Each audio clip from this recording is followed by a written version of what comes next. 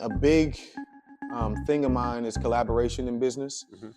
not reinventing the wheel, um, not outshining the master, letting people be experts in their industries, and then galvanizing around and creating a community around these kind of environments as much as we can. So as Black professionals and as Black business owners and waymakers and change makers and things like that, when we have these kind of resources to us in a city like the Twin Cities Hmm. or an environment like the Twin Cities, we have to make sure that we put it on a pedestal as much as possible, because that's where the community comes from for us to be able to have the control and the power that we want over our community. We need businesses like this, co-working spaces like this on Broadway, on Lindale, on Penn. We need those businesses there so people can see them when they're driving through and they can see events like this happening. That's my thing, is that we have to figure out how to generate more income in the communities that we want to live in.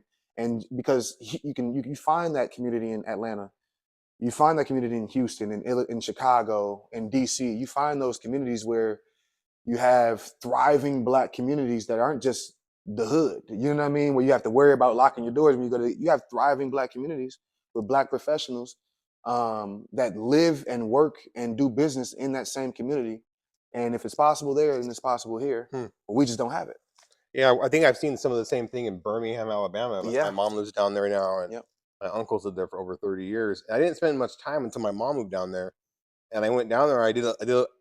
Tapped into the networking scene, met some business Yep. folks down there, and I was like really, really, really Yep. impressed. Yep. But what about you and I? Like, how do Yeah. you think we might be able to work together, like with this B2B play? I mean, it's a numbers thing where the more people we talk to, the more people are going to be willing to talk to us. It's a numbers game, but Yep. like, how can we work together to help businesses with their benefits? Well, that's a good question. So I know I went and did some little research on you on your LinkedIn, and I saw some things about recruitment and retention, Yes. right? Mhm. So tell me about how you help businesses with recruitment and retention, and then I Yeah. kind of see how I can fit into that. Yeah, thanks for doing the research beforehand. I do that. Yeah. I do that too all the time. Yeah. I didn't do research on you Right. for today, but I do like to do that. Yep. Yeah, and I'll be very very candid with you. I just refreshed my Okay. LinkedIn, and As did I. yeah, I So mean, as yeah. you do, Yeah. and a lot of it came from Perplexity, which is the large language model AI. It Yep. was kind of helped me craft that. And then when I look back on it, and after talking with business owners, I realized, I may not be hitting the actual pain point, Yeah.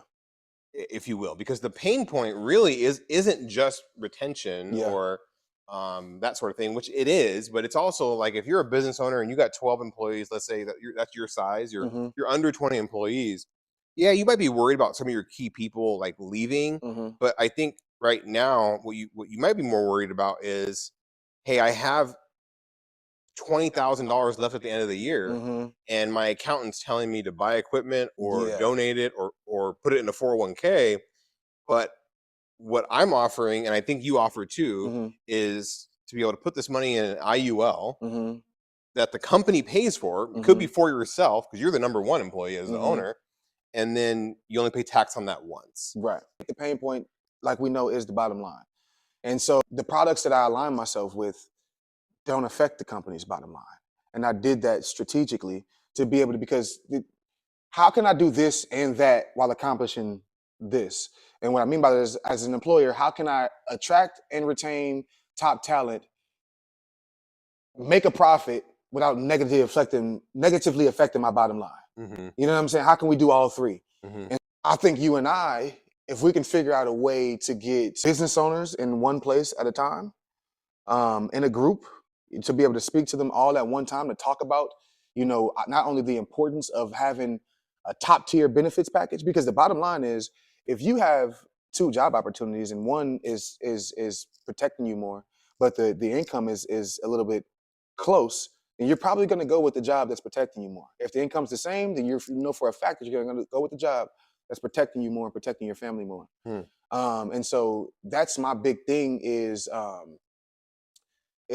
being able to help business owners, small, medium, or large, be able to protect, their talent without negatively affecting their bottom line. But I think you're exactly right. If we if we get some business owners in the room and maybe they fit certain criteria, Mm-hmm. then we know how to talk to them, how to present it to them. Exactly. Or like doing a dinner or something like that. Mm-hmm. Like doing a dinner, we put out a little bit of cash because we know that There's a return on there's a investment. return on that Yeah. investment. In the space that we're both in, environment like this, there is a lot of education that's involved. Right. And I think you're right. I think doing an event, and then obviously we'll work out the details of what the program is. Mm-hmm. But I think doing an event and really thinking like, okay, well, what's in it for them, these Mm-hmm. business owners, that perspective will allow us to speak to those Yep.